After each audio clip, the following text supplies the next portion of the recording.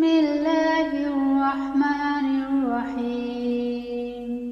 الحمد لله الذي أنزل على عبده الكتاب ولم يجعل له عوجا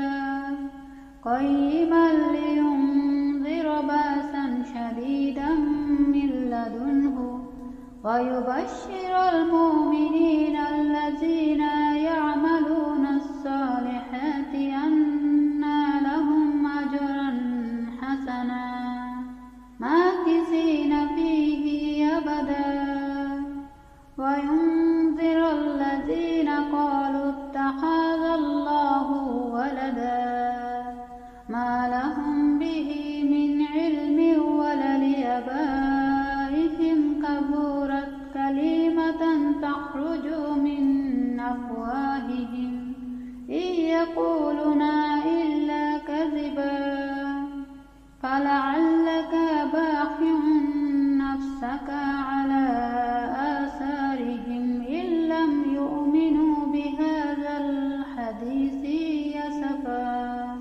إنا جعلنا ما على الأرض زينة لها لنبلوهم أيهم أحسن عملا وإنا لجاعلون ما عليها صعيدا جرزا أم حسبت أن أصحاب الكهف والرقيم كانوا من آياتنا عجبا إذ أوى الفتية إلى الكهف فقالوا ربنا آتنا من لدنك رحمة وهيئ لنا من أمرنا رشدا فضربنا على آذانهم في الكهف سنين عددا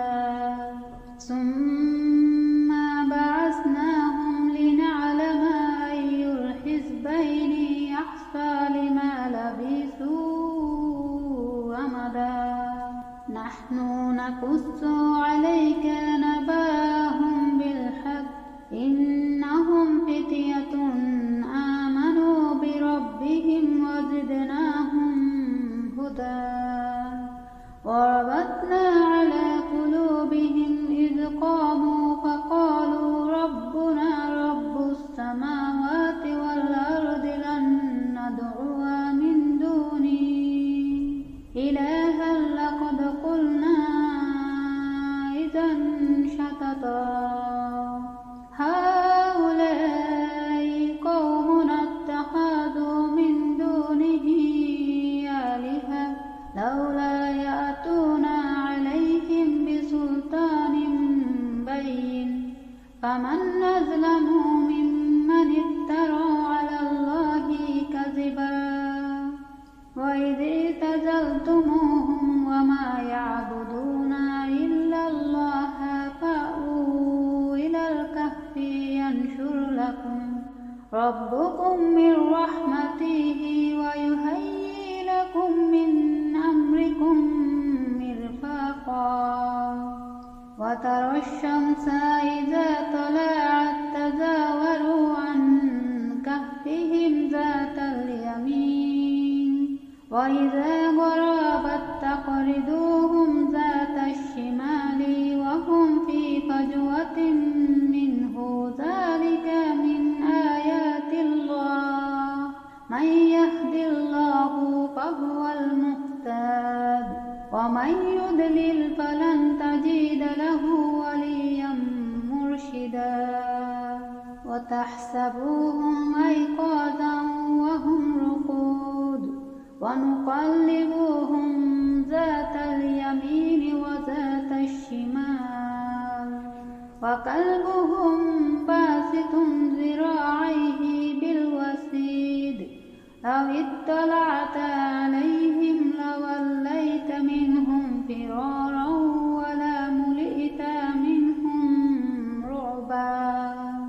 وكذلك بعثناهم ليتساءلوا بينهم قال قائل منهم كم لبثتم قالوا لبثنا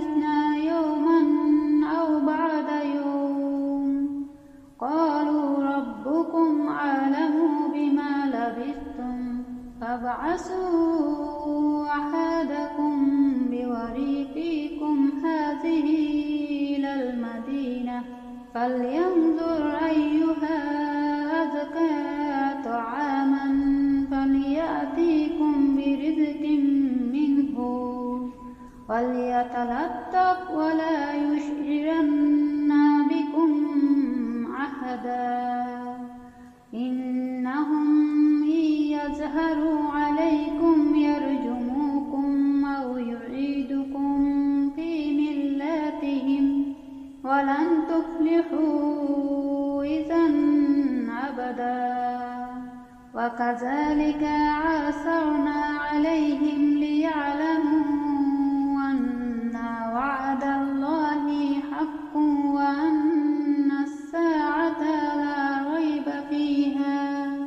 إذ يتنازعون بينهم أمرهم فقالوا ابنوا عليهم بنيانا ربهم أعلم بهم قال الذين غلبوا على أمرهم لنتخذن عليهم مسجدا سيقولون ثلاثة رابعهم كلبهم ويقولون خمسة سادسهم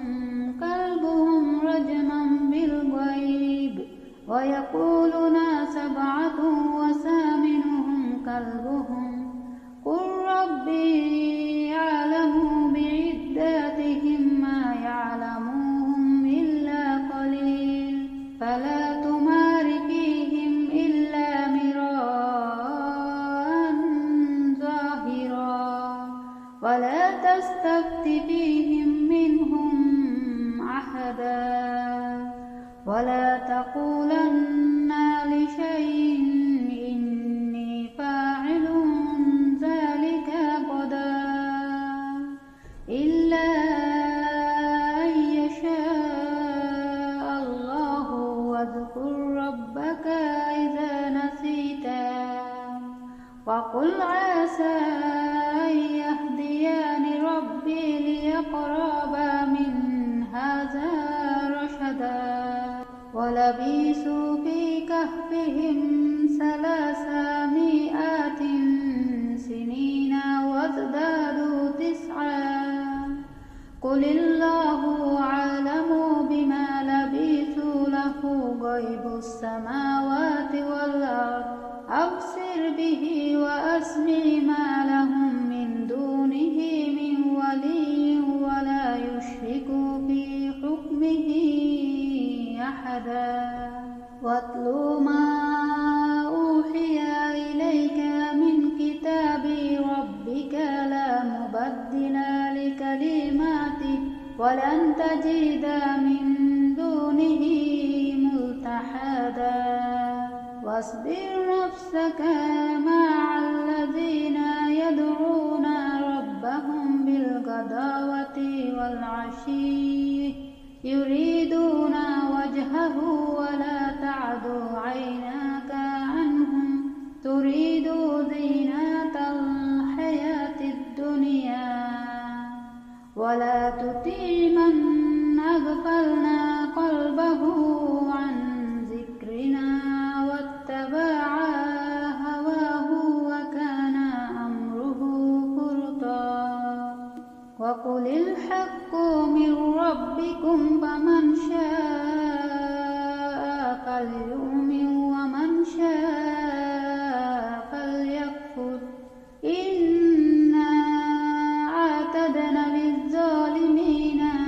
نارا أحاط بهم سرادقها وإن يستغيثوا يغاثوا بماء كالمهل يشوي الوجوه بئس الشراب وساءت مرتفقا إن الذين آمنوا وعملوا الصالحات إنا لا نضيع أجر من أحسن عملا أولئك لهم جنة عدن تجري من تحتهم الأنهار يحلون فيها من أساور من ذهب ويلبسون ثيابا خضرا من سندس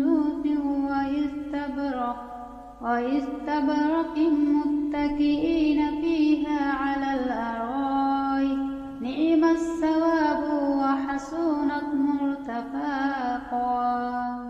واضرب لهم مثل الرجلين جعلنا لأحدهما جنتين من عناب وحففناهما بنخل وجعلنا بينهما زرعا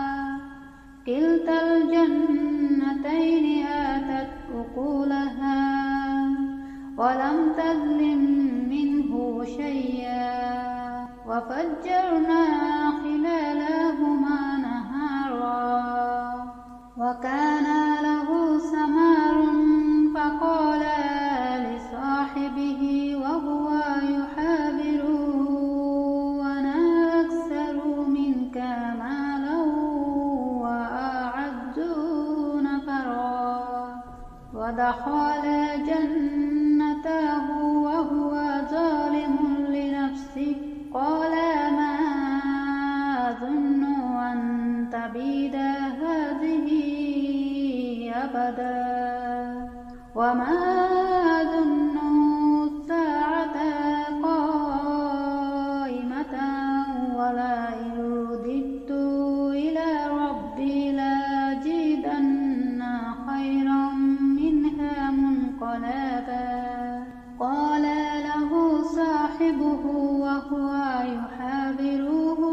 وكفرت بالذي خلقك من تراب ثم من نطفة ثم سواك رجلا لكن هو الله ربي ولا أشرك بربي أحدا ولولا إذ دخلت جنتك قلت ما شاء الله لا قوة إلا بالله إن تراني أنا أقل منك مالا وولدا فعسى ربي أن يؤتيني خيرا من جنتك ويرسل عليها حسبانا من السماء فتصبح صعيدا زلقا أو يصبح ماؤها غورا فلن تستطيع له طلبا وأحيط بثمره فأصبح يقلب كفيه على ما أنفق فيها وهي خاوية على عروشها ويقول يا ليتني لم أشرك بربي أحدا ولم تكن له فئة ينصرونه من دون الله وما كان منتصرا هنالك الولاية لله الحق هو خير ثوابا وخير عقبا واضرب لهم مثل الحياة الدنيا كماء أنزلناه من السماء فاختلط به نبات الأرض فأصبح هشيما تذروه الرياح وكان الله على كل شيء مقتدرا المال والبنون زينات الحياة الدنيا والباقيات الصالحات خير عند ربك ثوابا وخير أملا ويوم نسير الجبال وترى الأرض بارزة وحشرناهم فلم نغادر منهم أحدا وأريدوا على ربك صفا لقد جئتمونا كما خلقناكم أول مرة بل زعمتم أن لن نجعل لكم موعدا وأوضيع الكتاب فترى المجرمين مشفقين مما فيه ويقولون يا ويلتنا ما لهذا الكتاب لا يغادر صغيرة ولا كبيرة إلا أحصاها ووجدوا ما عملوا حاضرا ولا يظلم ربك أحدا وإذ قلنا للملائكة اسجدوا لآدم فسجدوا إلا إبليس كان من الجن ففسق عن أمر ربه أفتتخذونه وذريته أولياء من دوني وهم لكم عدو بئس للظالمين بدلا ما أشهدتهم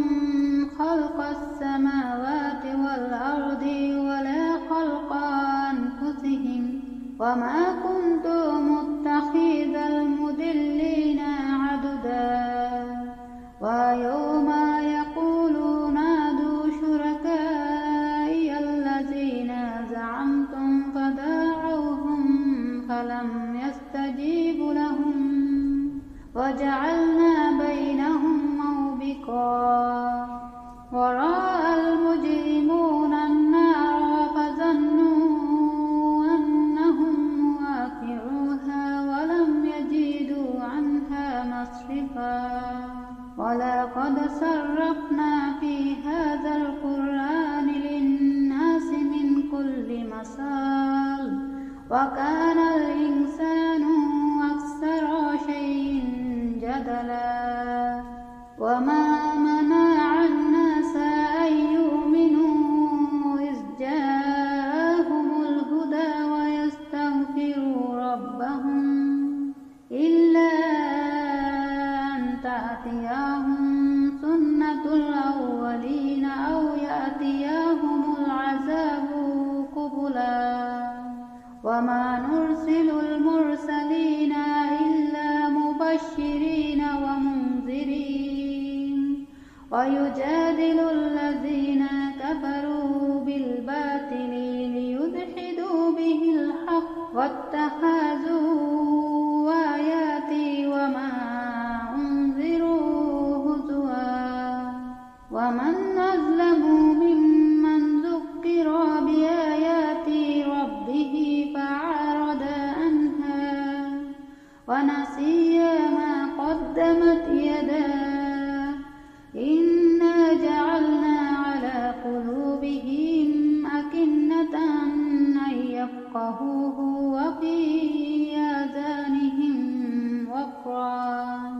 وإن تدعوهم إلى الهدى فلن يهتدوا إذا أبدا وربك الغفور ذو الرحمة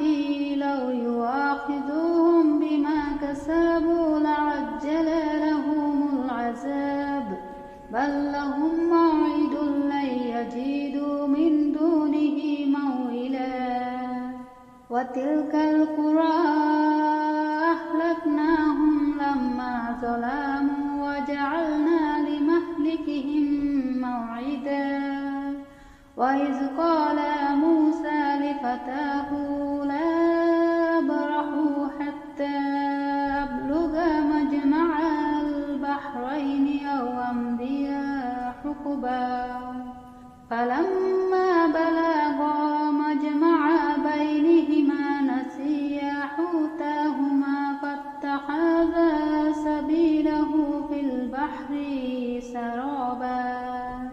فلما جاوزا قال لفتاه آتنا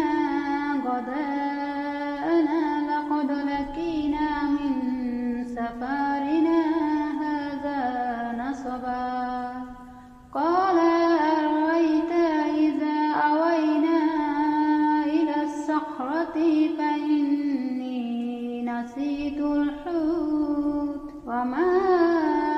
أنسانيه إلا الشيطان أن أذكره واتخذ سبيله في البحر عجبا قال ذلك ما كنا نبغي فارتدا على آثارهما قصصا فوجد عبدا من عبادنا آتيناه رحمة من عندنا وعلمناه من لدنا علما قال له موسى هل أتبعك على أن تعلمني مما علمت رشدا قال إنك لن تستطيع معي صبرا وكيف تصبر على ما لم تحط به خبرا قال ستجدني إن شاء الله صابرا ولا أعصي لك أمرا قال فإن اتبعتني فلا تسألني عن شيء حتى أحدث لك منه ذكرا فانطلقا حتى إذا ركبا في السفينة خرقها قال خرقتها لتغرق أهلها لقد جئت شيئا إمرا قال ألم أقل إنك لن تستطيع معي صبرا قال لا تؤاخذني بما نسيت ولا ترهقني من أمري عسرا فانطلقا حتى إذا لقيا غلاما فقتله قال قتلت نفسا زكية بغير نفس لقد جئت شيئا نكرا قال ألم أقل لك إنك لن تستطيع معي صبرا قال إن سألتك عن شيء بعدها فلا تصاحبني قد بلغت من لدني عذرا فانطلقا حتى إذا أتيا أهل قرية استطعما أهلها فأبوا أن يضيفوهما فوجدا فيها جدارا يريد أن ينقض فأقاما قال لو شئت لاتخذت عليه أجرا قال هذا فراق بيني وبينك سأنبئك بتأويل ما لم تستطع عليه صبرا أما السفينة فكانت لمساكين يعملون في البحر فأردت أن أعيبها وكان وراءهم ملك يأخذ كل سفينة غصبا وأما الغلام فكان أبواه مؤمنين فخشينا أن يرهقاهما طغيانا وكفرا فأردنا أن يبدلهما ربهما خيرا منه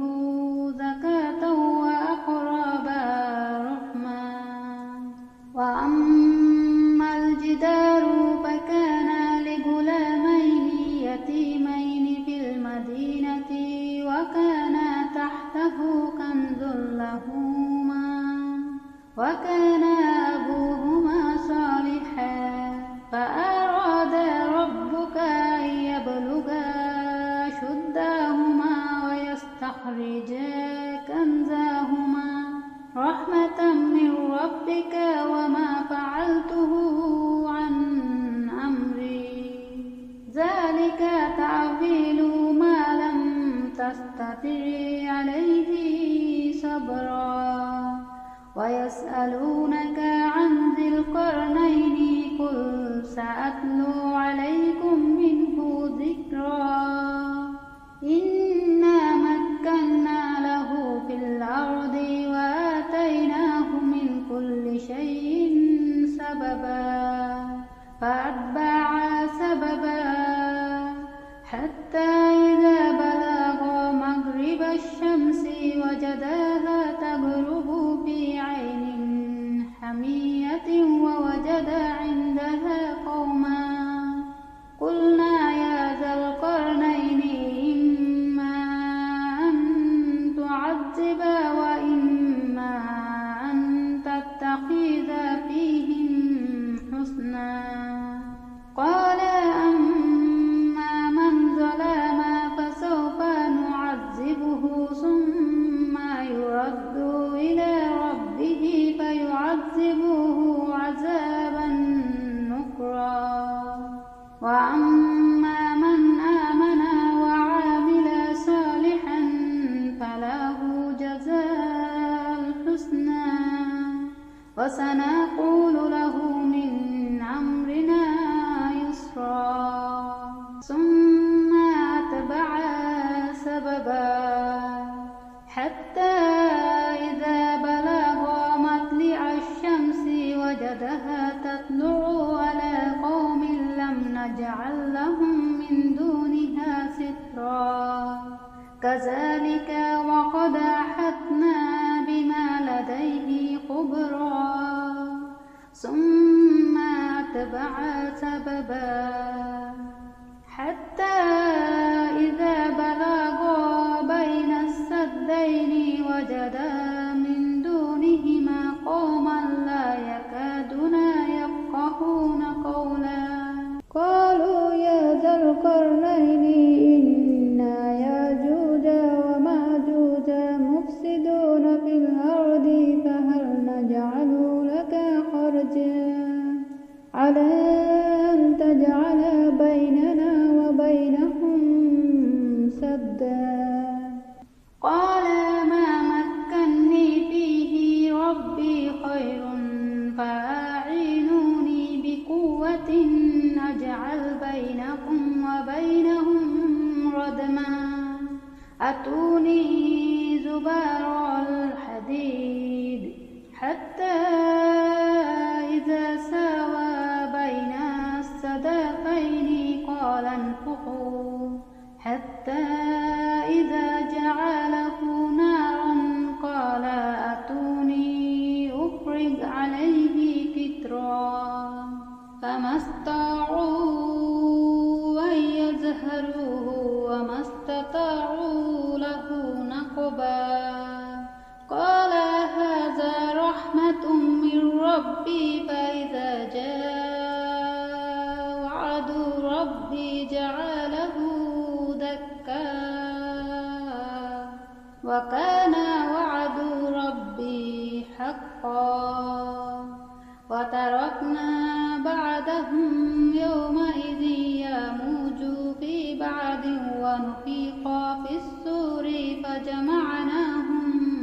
جمعا وعرضنا جهنم يومئذ للكافرين عرضا الذين كانت أعينهم في غطاء عن ذكري وكانوا لا يستطيعون سمعا أفحسب الذين كفروا أن يتخذوا عبادي من دوني أولياء إنا أعتدنا جهنم للكافرين نزلا قل هل ننبئكم بالأخسرين أعمالا الذين ضل سعيهم في الحياة الدنيا وهم يحسبون أنهم يحسنون صنعا أولئك الذين كفروا بآيات ربهم ولقائه فحبطت أعمالهم فلا نقيم لهم يوم القيامة وزنا ذلك جزاؤهم جهنم بما كفروا واتخذوا آياتي ورسلي هزوا إن الذين آمنوا وعملوا الصالحات كانت لهم جنة الفردوس نزلا خالدين فيها لا يبغون عنها حولا قل لو كان البحر مدادا لكلمات ربي لنفد البحر قبل أن تنفد كلمات ربي ولو جئنا بمثله مددا قل إنما أنا بشر مثلكم يوحى إلي أنما إلهكم إله واحد فمن كان يرجو لقاء ربه فليعمل عملا صالحا